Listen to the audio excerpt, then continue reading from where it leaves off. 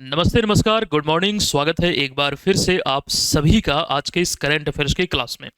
दोस्तों, इस श्रृंखला को आगे बढ़ाते हैं और आज के इस सेशन में 20 नवंबर 2025 से संबंधित प्रश्नों को आप देखेंगे, जिसमें बिहार राष्ट्रीय और अंतर्राष्ट्रीय खबरों का संकलन होगा और तमाम जानकारी हमेशा की तरह मैं आपको विस्तृत तौर पर देने वाला हूं। तो पूरे क्लास को आप सभी को ध्यान पूर्वक देखना है, सिर्फ आज ही नहीं बल्कि इस श्रृंखला को एकदम रेगुलर वे में आपको फॉलो करना है। तैयारी आपकी बेहतर होगी। अच्छा, पहली बार अगर आप इस सीरीज से जुड़े हैं तो पहले कम से कम 1 से 2 दिन क्लास को देखिए और आपको अंदाजा लग जाएगा कि ये सीरीज आपके लिए कितना उपयोगी है।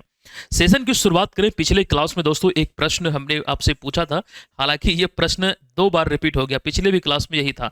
तो इसका आंसर हम लोग देख लेते हैं। ग्लोबल क्लाइमेट रिस्क इंडेक्स 2025 जो अभी हाल ही में आई है, इसमें भारत को 15वां स्थान मिला है। पिछले साल भारत की रैंक की बात करें तो 10वां था। तो इसको ध्यान रखिए, डिटेल में जानकारी ऑलरेडी हम आपको दे चुके हैं। दोस्तों, इस समय बीएम ऑनलाइन लर्निंग एप्लीकेशन पे बिहार के प्रतियोगी परीक्षाओं को लेकर जितनी भी कोर्स और टेस्ट सीरीज संचालित हो रही है, आप न्यू 25 कूपन कोड का अगर इस्तेमाल करते हैं, पहली बार एप्लीकेशन डाउनलोड कर रहे हैं, तो इस कूपन कोड को जरूर अप्लाई कीजिएगा। 25% का फ्लैट डिस्काउंट आपको सभी कोर्स, चाहे बीपीएससी एडीओ का है बैच या फिर इसके अतिरिक्त और भी कई सारे कोर्स जो आपको दिख रहा है, इन सभी में। और एक बात और, करेंट अफेयर्स के हमारे तमाम मटेरियल में वीडियो क्लासेस, मंथली जो हमारा ई बुक आता है, डेली जो बोर्ड पीडीएफ होता है, ईयरली पीडीएफ आता है और उसका online test month wise, Bihar special का अलग, राष्ट्रीय अंतर्राष्ट्रीय बिहार जो मिक्स प्रश्न है पूरे मंथ का वो अलग, और वो तमाम चीज़ें आपको विजेता बैच में एप्लीकेशन पे मिल जाता है। तो आप लोग ले सकते हैं, एक नॉमिनल सा चार्ज पर ये उपलब्ध है। जिस तिथि को आप ज्वाइन करेंगे तभी से अगले 1 साल तक आपको मिलेगा और पिछला सारा भी आपको निःशुल्क मिल जाएगा। यानी कि अगर आप 1 साल का प्लान लेते हैं और आज लेते हैं तो आज से अगले 1 साल तक आपको मिलता रहेगा, जो बिहार के सारे एग्जाम में आपकी हेल्प करेगा। पिछला आपको निःशुल्क मिलेगा सारा। चलिए, अब यहाँ पर सेशन की शुरुआत करते हैं आज के इस क्लास के पहले प्रश्न से। दोस्तों, सोनपुर मेला के संदर्भ में प्रश्न है, जो यहाँ पर लिखा गया हरिहर क्षेत्र सोनपुर मेला। इसे हरिहर क्षेत्र का मेला भी कहा जाता है, सोनपुर मेला को, जो कि एक प्रकार से आप बोल सकते हैं एशिया की सबसे बड़ी पशु मेला है। इसे स्थानीय लोग 76 मेला भी कहते हैं। अब यहाँ पर इनसे जुड़ा हुआ जो प्रश्न है उसको देखते हैं। तो सोनपुर मेला 2025 में राजस्व एवं भूमि सुधार विभाग ने आम नागरिकों के लिए कौन सी 3 पुस्तकें उपलब्ध कराई है। देखिए, यहाँ पर जो इतना बड़ा प्रश्न आप देख रहे हैं, एग्जाम में इस तरह के प्रश्नों को, बदलता हुआ जो स्वरूप है एग्जाम का, इस तरह आपको देखने को मिल सकता है। तो ज़्यादा शब्दों को देखकर घबराने की जरूरत नहीं है, क्योंकि आंसर तो एक ही इसमें होगा। ध्यान से जब आप देखेंगे तो ये वाला इसका राइट आंसर होगा, क्योंकि यहाँ पर जो 3 पुस्तकें उपलब्ध कराई गई है, तो इसमें पहला है बिहार भूमि राजस्व अभिलेख, दूसरा है बिहार भूमि ऑनलाइन सेवाएं और तीसरा है कैथी लिपि पुस्तिका। अच्छा, यहाँ पर तस्वीर में एक हमने आपके बीच रखा भी है, तो इसको ध्यान रखिएगा। राजस्व अभिलेखों से संबंधित ये जानकारी इसमें मिलती है और इसके अतिरिक्त यहाँ पर अन्य जो 3 पुस्तकों को लेकर जानकारी है, जो एक्चुअली हम आपको बतला रहे हैं, उसकी कीमत भी यहाँ पर दर्शा दिया गया है। तो बेसिकली ये जो मेला लगा है सोनपुर मेला, यहाँ पर जो राजस्व और भूमि सुधार विभाग है बिहार सरकार के, उसका भी एक स्टॉल लगा है, वहीं पर यह पुस्तक उपलब्ध कराई जा रही है। जो बेसिकली यहाँ पर नाम से भी आप समझ रहे हैं कि किससे ये संबंधित है। आप लोग चाहें अगर मेला गए हैं तो इसको ले सकते हैं, ठीक है। अब यहाँ पर ध्यान देने वाली बात यह है कि इसका उद्देश्य क्या है। तो इन पुस्तकों का उद्देश्य नागरिकों को भूमि अभिलेख, ऑनलाइन सेवाएं और पारंपरिक लिपि जो कैथी लिपि को लेकर है, इसकी जानकारी देना।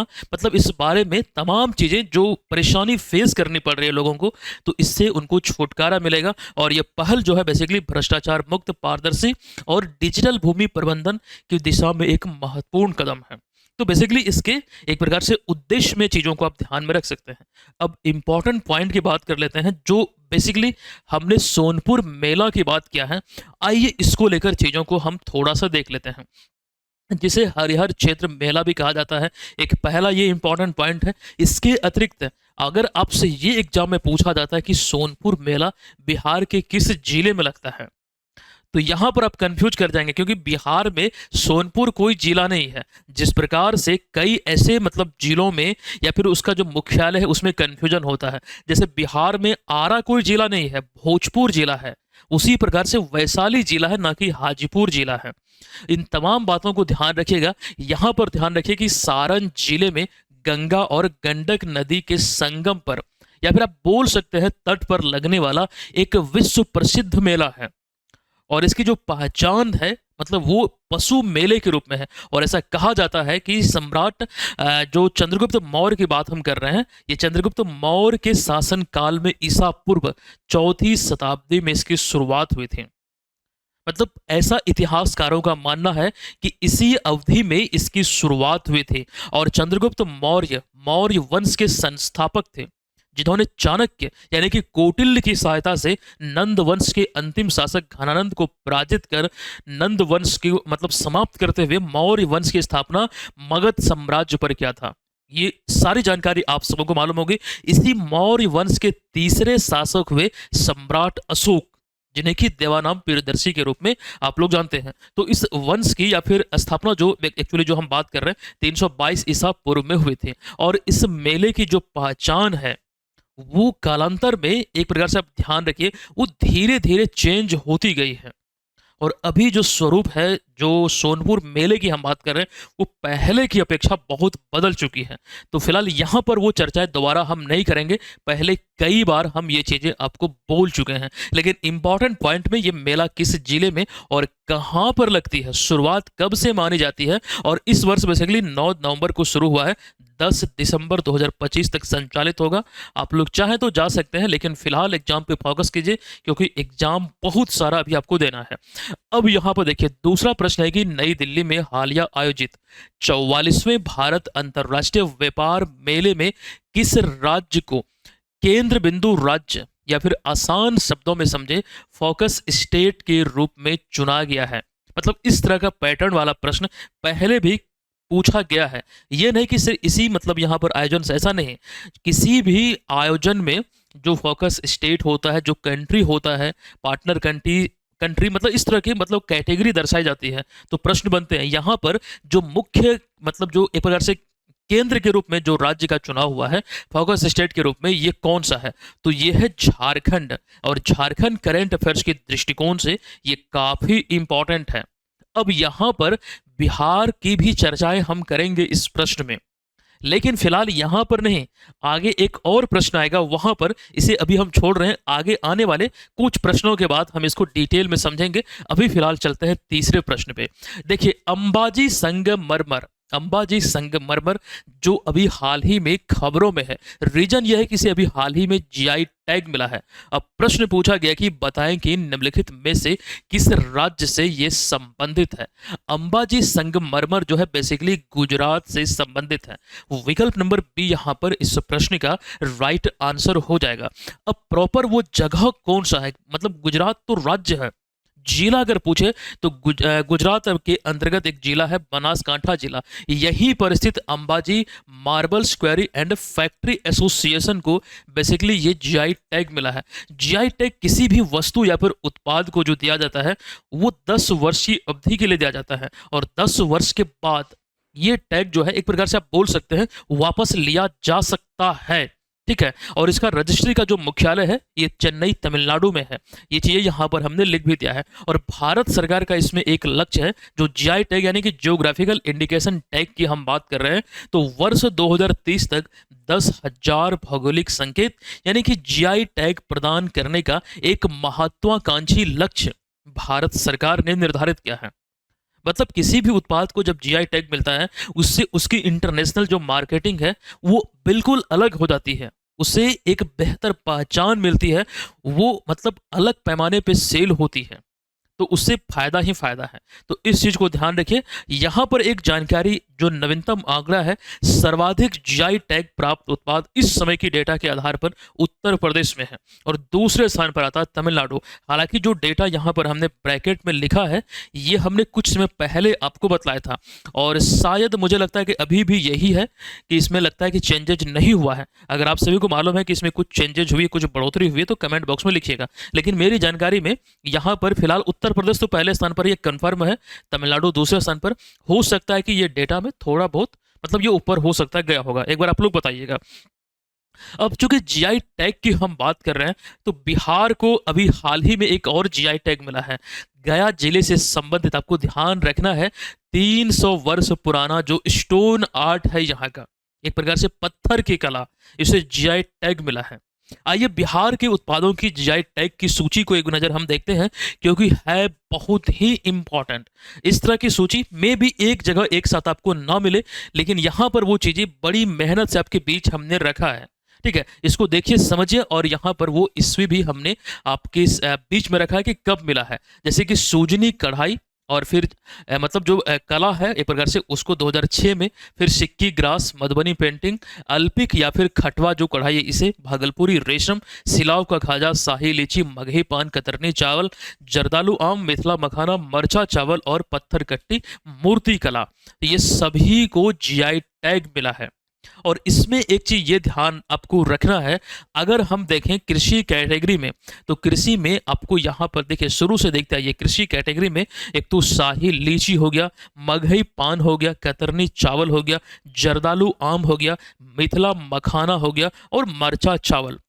तो थोड़ा सा अगर डीप में जाके प्रश्न अगर आपसे आपसे इस प्रकार से पूछा जाए कि कितने ऐसे कृषि उत्पाद को जीआई टैग मिला है, तो कई कैटेगरी है ना, जैसे कि मान लीजिए हम यहाँ पर बात करेंगे मधुबनी पेंटिंग की, तो ये एक प्रकार से आप बोल सकते हैं कि हस्तशिल्प है, मतलब एक प्रकार से कला आप बोल सकते हैं। खाद्य पदार्थ में बात करें तो मुझे इसमें एक ही खाद्य पदार्थ नजर आता है, सिलाव का खाजा, जिसे 2018 में जीआई टैग मिला था। कुछ समय पहले आपने बिहार के कई उत्पाद को लेकर सुना होगा कि लिट्टी चोखा को भी जीआई टैग मिलेगा। ये चीजें जरूर प्रोसेस में है, खबरों में है, लेकिन अब तक नहीं मिला है। कई स्रोत में आपको इंटरनेट पर देखने को मिल सकता है कि जीआई टैग मिल चुका है, लेकिन वास्तव में जीआई टैग मिला नहीं है। आप हम पे भरोसा रखिए, जो भी चीजें अपडेट यहाँ पर आती हैं वो हम आपको करवाते रहते हैं। और जो पत्थर गट्टी मूर्ति कला को जीआई टैग मिला था वो फरवरी 2025 में, इसी साल। तो इंपॉर्टेंट है, पूछा जा सकता है ये पिछली बार या फिर आखिरी बार है जब बिहार को ये पुरस्कार मिला है। अब अगला जो काफी इंपॉर्टेंट प्रश्न है यह है कि पुरी और सूनापुर किन राज्य के समुद्र तट है, या फिर किस राज्य के समुद्र तट हैं जिन्हें 2025-26 के लिए हाल ही में प्रतिष्ठित ब्लू फ्लैग प्रमाणन प्राप्त हुआ है। और यहां पर इसका जो राइट आंसर है ये बेसिकली हो जाएगा उड़ीसा। अभी कुछ दिन पहले हमने महाराष्ट्र को लेकर जानकारी दिया था, कुछ दिन ही पहले, और वो चीजें भी हम आपको अभी दिखलाएंगे, लेकिन फिलहाल इसका राइट आंसर क्या है, तो यह है उड़ीसा। एक नजर इसके एक्सप्लेनेशन पे डालिए। अभी यहां पर देखिए आपको दिखेगा ब्लू फ्लैग एक्चुअली में होता क्या है। तो देखिए ये एक अंतरराष्ट्रीय इको लेबल है जिसे कि फाउंडेशन फॉर इन्वायरमेंट एजुकेशन, जो कि डेनमार्क की एक संस्था है, प्रत्येक वर्ष बेसिकली ये वार्षिक रूप में जो समुद्री तट हैं उसे प्रदान किया जाता है। तो डेनमार्क अवस्थित एक संस्था है, और 2025 से 26 की नवीनतम सूची में भारत के दो प्रमुख समुद्र तट पुरी और सोनापुर को यह मान्यता प्राप्त हुआ है। ठीक है, आप एक हिंट भी यहाँ पर ले सकते थे पुरी शब्द से। तो ये तमाम बातें बेसिकली हम कर रहे हैं उड़ीसा से। यहाँ पर हमने लिखा भी है कि दोनों समुद्र तट जो है ये उड़ीसा राज्य में स्थित है, और अपने स्वच्छ तटीय क्षेत्र और पर्यावरण अनुकूलन प्रबंधन के लिए ये प्रसिद्ध हो रहा है। अब सवाल यहाँ पर यह है कि सर ये प्रमाणन जो मिलता है वो बेसिकली है क्या। यहाँ पर वो चीज़ों को लेकर जानकारी हमने थोड़ा आसान शब्दों में लिखा है, ताकि अगर आप समझें इसे तो बेहतर वो होगी आपके लिए। देखिए, यह प्रमाणन समुद्र तटों की साफ सफाई, सुरक्षा व्यवस्था, पर्यावरण, शिक्षा और सतत पर्यटन प्रबंधन के उच्च मानकों के आधार पर दिया जाता है। और ब्लू फ्लैग प्रमाणन जो प्राप्त करना किसी भी समुद्र तट के लिए अंतर्राष्ट्रीय स्तर पर स्वच्छता और सुरक्षा का एक प्रकार से आप बोल सकते हैं सर्वोच्च मान्यता मानी जाती है। मतलब यहाँ पर बेसिकली ये दो चीज, स्वच्छता और सुरक्षा के दृष्टिकोण से एक प्रकार से अंतर्राष्ट्रीय स्तर पर उसे एक मोहर, एक ठप्पा मिल जाती है कि वो सुरक्षित है और स्वच्छ है। अब अगला यहाँ पर यह है कि प्रमाणन से तटीय पर्यटन को भी प्रोत्साहन मिलता है, जिससे राज्य की वैश्विक छवि मजबूत होती है। तो ये तमाम चीजें पर्यटन की भी दृष्टिकोण से काफी इंपॉर्टेंट हैं। ठीक है, तो ये तमाम चीजें संबंधित है उड़ीसा से, और दोनों का नाम ध्यान रखिए। कुछ समय पहले जो जानकारी हमने आपको दिया था कि महाराष्ट्र के जो 5 समुद्र तटों को ब्लू फ्लैग प्रमाणन मिला है, इनमें श्रीवर्धन, ये जिला का नाम यहाँ पर दर्शाया गया है, और नागांव, और उसके बाद पांडका, गुहागर, लगघर, ये 5 है बेसिकली नाम यहाँ पर आपको दर्शाया गया है। तो ये महाराष्ट्र से संबंधित है। क्लियर है? ये चीज़ें ऑलरेडी हम आपको पढ़ा चुके हैं। अब आते हैं अगले प्रश्न पे। निम्नलिखित में से किन्हें हाल ही में कैबिनेट सचिवालय में सुरक्षा सचिव का अतिरिक्त प्रभार सौंपा गया है? इंपॉर्टेंट है। और राइट जो आंसर यहां पर आपको दिखेगा, पराग जैन। विकल्प नंबर सी इस प्रश्न का राइट आंसर होगा। नोट कीजिएगा इस बात को, अतिरिक्त प्रभार इन्हें सौंपा गया है। ठीक है, अब यहां पर इससे संबंधित तथ्यों को देख लीजिए। पराग जैन जो एक वरिष्ठ आईपीएस अधिकारी हैं, वर्तमान में भारत की शीर्ष खुफिया एजेंसी रॉ यानी कि रिसर्च एंड एनालिसिस विंग के प्रमुख है। और रॉ जो है ये भारत की विदेशी खुफिया एजेंसी है, और इसमें हम जानकारी आपको विस्तार में देंगे। और जो देसी खुफिया एजेंसी वो है आईबी, इंटेलिजेंस ब्यूरो, लेकिन भारत की विदेशी खुफिया एजेंसी है रॉ यानी कि रिसर्च एंड एनालिसिस विंग। अब इन्हें अभी हाल ही में, पराग जैन को अभी हाल ही में अतिरिक्त रूप से सचिव यानी कि सुरक्षा सचिव का दायित्व सौंपा गया है। आपको ध्यान रखना है कि दायित्व सौंप कर कैबिनेट सचिवालय के सुरक्षा प्रबंधन की एक प्रकार से उन्हें कमान दी गई है, अतिरिक्त प्रभार उन्हें दिया गया है। ठीक है, अब यहां पर ध्यान रखिए, पराग जैन एक अनुभवी खुफिया अधिकारी है। ऑपरेशन सिंदूर की रणनीतिक योजना तैयार करने वाले प्रमुख अधिकारियों की टीम में जो सदस्य थे उसमें ये शामिल रहे थे। ऑपरेशन सिंदूर एक हॉट टॉपिक है, एक प्रश्न के रूप में। ऐसे तो ये बहुत निर्दयी तरह से, मतलब ये एक प्रकार से आप बोल सकते हैं जो घटना घटी थी उसी का एक प्रकार से आप बोल सकते हैं ये एक बदला था ऑपरेशन सिंदूर पाकिस्तान के ऊपर सैन्य कार्रवाई के रूप में। इसको लेकर अभी हम चर्चाएं करेंगे। तो बेसिकली ये जो अधिकारियों की टीम थी उनमें ये शामिल थे। अब इसको लेकर जानकारी यहां पर यह है, आप लोग भूलिएगा नहीं, 22 अप्रैल 2025 को, देखिए आगे हमने लिखा है ना, हाँ 22 अप्रैल 2025 को यहाँ पर देखिए हमने वो चीज़ों को लिखा है और इम्पॉर्टेंट है, इस वजह से आपके बीच हमने रखा है। 22 अप्रैल 2025 को जम्मू कश्मीर, ये नाम ध्यान रखिए, जम्मू कश्मीर में भारत के अनंतनाग जिले में, आपको ध्यान रखना जम्मू कश्मीर जो भारत वाला भाग है, यहाँ पर अनंतनाग जिले में पहलगाम के पास किस घाटी में, तो बेसरन घाटी में। ये जगह का भी नाम आपको याद रखना पड़ेगा। यहाँ पर एक आतंकवादी हमला हुआ जिसमें 26 पर्यटकों की जान गई थी, और ये एक प्रकार से सोची समझी साजिश थी। धर्म पूछ के यहाँ पर लोगों की हत्या की गई थी, और ये जीता जागता प्रूफ है, ये तस्वीर है जो उस समय बहुत ज़्यादा वायरल हुई थी। मुझे नहीं लगता कि इस तस्वीर को आप अपनी पूरी जिंदगी में आप भूल पाएंगे। आप खुद को यहाँ पर रखकर महसूस कीजिए कि कितनी दर्दनाक ये मंजर रहा होगा उस समय, मतलब क्या बीत रही होगी दिल पर। तो दोस्तों इसी का परिणाम था जब भारतीय सेना ने परिणाम स्वरूप 6-7 मई 2025 को ऑपरेशन सिंदूर के तहत पाकिस्तान के खिलाफ एक बड़ी सैन्य कार्यवाही की, और इसका जो नाम था वो था ऑपरेशन सिंदूर। और ऑपरेशन सिंदूर का जो लोगो है, बेसिकली जो यहाँ पर आप देख रहे हैं, इस लोगो की हम बात करें तो इस लोगो को कर्नल हर्ष गुप्ता और हवलदार सुरिंदर सिंह द्वारा डिजाइन किया गया था। इसी लोगों की हम बात कर रहे हैं, और बाकायदा यहाँ पर भी वो चीज़ें हमने लिख दिया है ताकि आपको याद रहे। ध्यान रखिएगा, कर्नल हर्ष गुप्ता और हवलदार सुरिंदर सिंह द्वारा। ठीक है, चलिए अब यहाँ पर बेसिकली हम बात कर रहे थे खुफिया एजेंसियों की। तो विभिन्न देशों की जो प्रमुख खुफिया एजेंसी और उसका कार्य क्षेत्र है, बेसिकली देशी और विदेशी खुफिया एजेंसी, आप यहाँ पर उसको देखिए समझिए। भारत के संदर्भ में जो विदेशी खुफिया एजेंसी है वो है रॉ यानी कि रिसर्च एंड एनालिसिस विंग, जबकि वहीं पर भारत की आंतरिक सुरक्षा एजेंसी आईबी यानी कि इंटेलिजेंस ब्यूरो। और उसी प्रकार से जो प्रमुख है पूरी दुनिया में, जो अमेरिका की जो अंतरिक्ष एजेंसी है सीआईए, और उसके बाद अमेरिका के एक और है जो आंतरिक वाला एफबीआई ब्रिटेन की, और उसके बाद यहाँ पर देखिएगा इजराइल। ये जो 8वें नंबर पे आपको दिख रहा है मोसाद जो है, ये बहुत शक्तिशाली माना जाता है।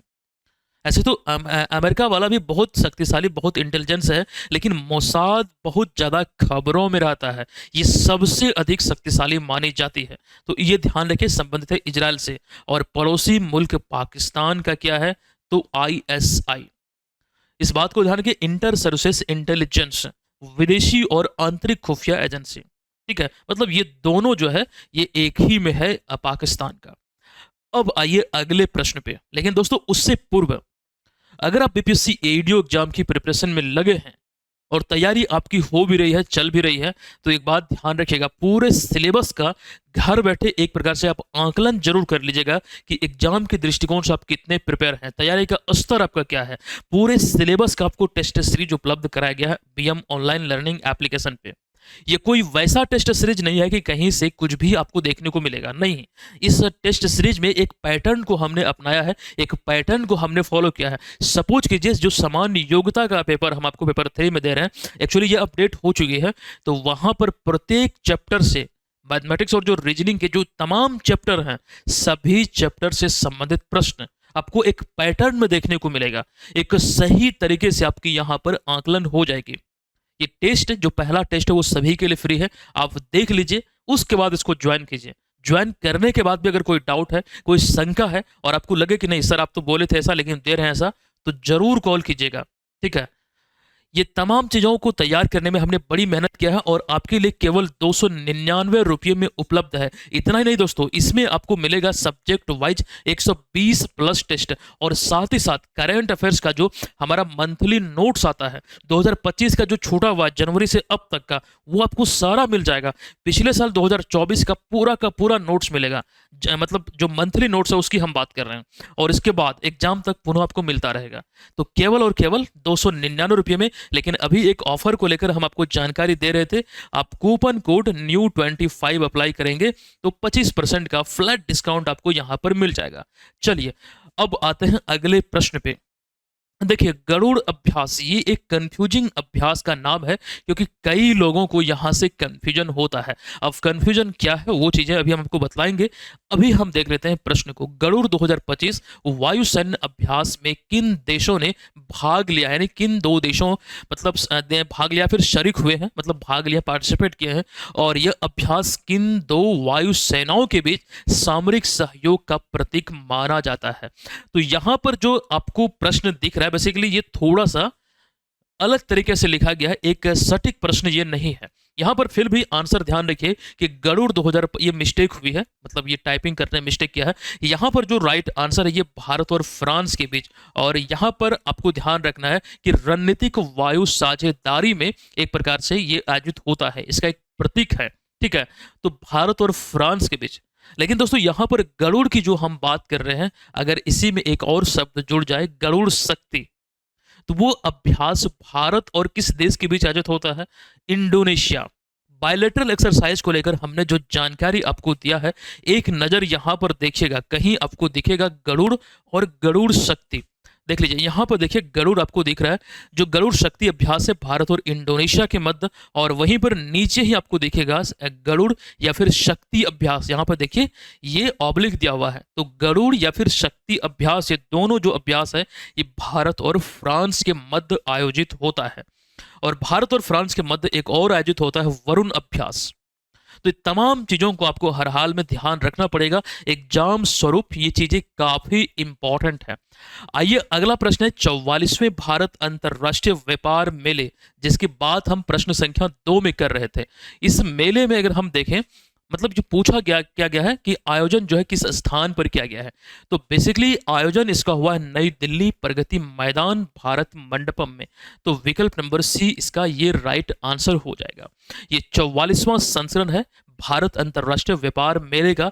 आप ये भारत मंडपम की तस्वीर को देख रहे हैं दोस्तों, यहीं पर आगे में एक नटराज की प्रतिमा लगी हुई है।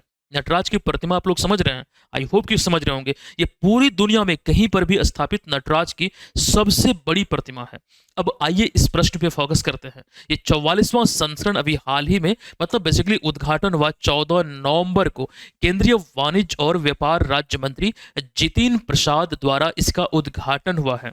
उद्घाटन, अब ये आम लोगों के लिए इस व्यापार मेले की अगर हम शुरुआत की बात करें तो 19 नवंबर से होगी और 27 नवंबर तक ये रहेगी, मतलब उद्घाटन 14 को ही हुआ है। जो जानकारी हम आपको यहाँ पर दे रहे हैं ये बिल्कुल सटीक है, बिल्कुल सही है, हमने भी किसी सोर्स से ही ये मतलब लिया है। तो ये ध्यान रखिएगा, इसकी शुरुआत हो रही है 19 नवंबर से। तो बेसिकली ये तमाम बातें कहाँ पर और कौन सा संस्करण, ये आपको ध्यान रखना है। अब बिहार के संदर्भ में इस प्रश्न में आपको ध्यान रखना है। अच्छा, उससे पहले जो आयोजन का संचालन है ये इंडिया ट्रेड प्रमोशन ऑर्गेनाइजेशन द्वारा किया जाता है। अब इसमें अगर हम देखें, इस भारत अंतर्राष्ट्रीय व्यापार मेले में बिहार, इसके अतिरिक्त महाराष्ट्र, राजस्थान और साथ ही साथ उत्तर प्रदेश प्रमुख सहयोगी राज्य हैं, यानी कि पार्टनर स्टेट के रूप में जो आयोजन की हम बात कर रहे हैं इसमें शामिल हैं। पार्टनर स्टेट के रूप में कौन कौन सा? तो बिहार, महाराष्ट्र, राजस्थान और उत्तर प्रदेश। लेकिन हमने दोस्तों एक जानकारी आपको दिया था, फोकस स्टेट यानी कि केंद्र राज्य, मतलब केंद्र बिंदु राज्य कौन सा है? तो वो है झारखंड। मतलब जो एक प्रकार से आप थीम स्टेट भी आप बोल सकते हैं, मतलब जिस पर ये केंद्रित है, तो वो कौन सा है? तो झारखंड है।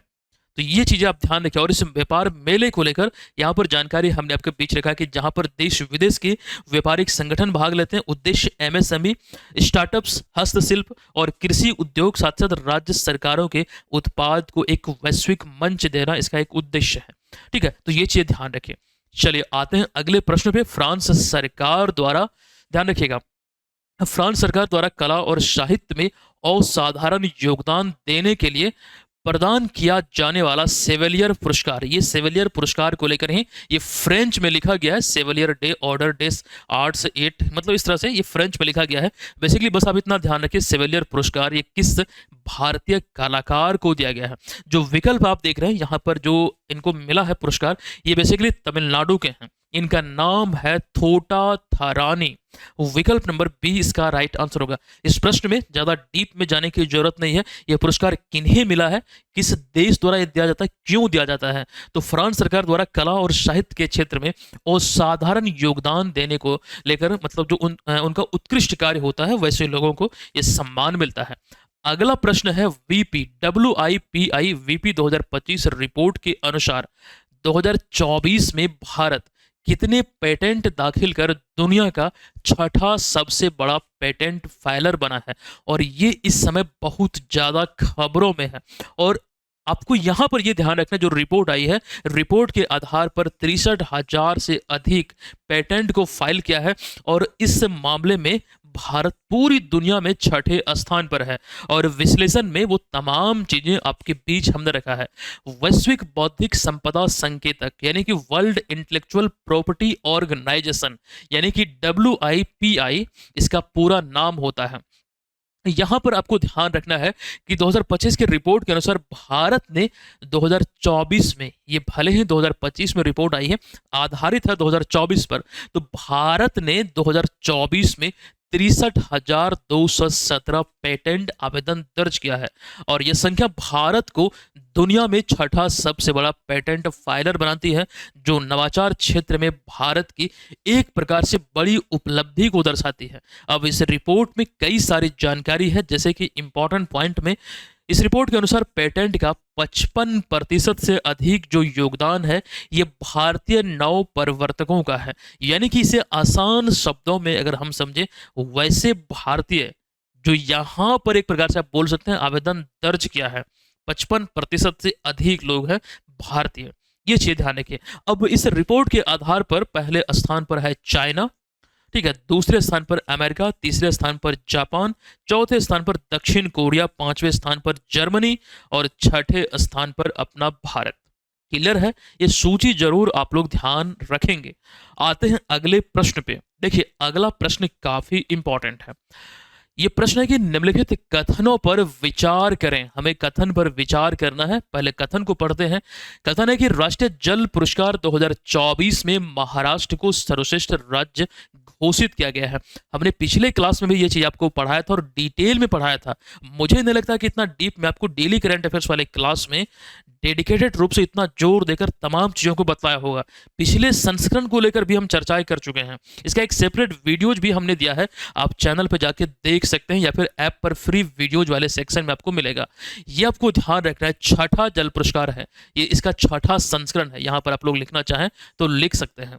तो इसमें महाराष्ट्र को सर्वश्रेष्ठ राज्य चुना गया। फिर आगे दूसरा कथन है, यह भी सत्य है। यह कथन यह है कि राष्ट्रीय जल पुरस्कार 2024 में गुजरात और हरियाणा क्रमशः दूसरे और तीसरे स्थान पर है। तो ये भी सत्य है।